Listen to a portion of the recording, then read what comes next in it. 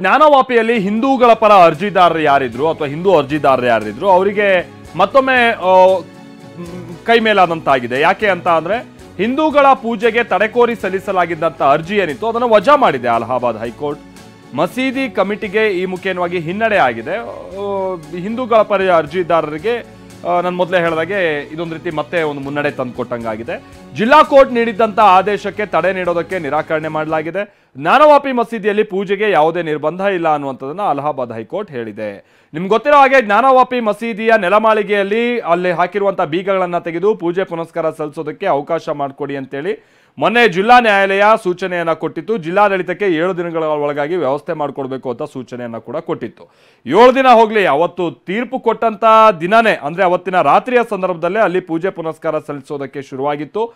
ಪಕ್ಕದಲ್ಲೇ ಇರುವಂತಹ ಕಾಶಿ ವಿಶ್ವನಾಥ ದೇಗುಲಕ್ಕೆ ಸಂಬಂಧಪಟ್ಟ ಹಾಗಿನ ಟ್ರಸ್ಟ್ ಒಬ್ರು ಅರ್ಚಕರನ್ನ ನಿಯೋಜಿಸಿತ್ತು. ಆದ್ರೆ ಇದನ್ನ ಪ್ರಶ್ನಿಸಿ ಮುಸ್ಲಿಂ ಅರ್ಜಿದಾರರು ಕೋರ್ಟ್ ಮೆಟ್ಟಿಲೇರಿದ್ರು ಅಥವಾ ಮಸ್ಜಿದ್ ಅರ್ಜಿದಾರರು ಈಗ ತಿರಸ್ಕರಿಸಿದೆ ಆ ತೀರ್ಪನ್ನ, ಆ ಅರ್ಜಿಯನ್ನ ಕೋರ್ಟ್.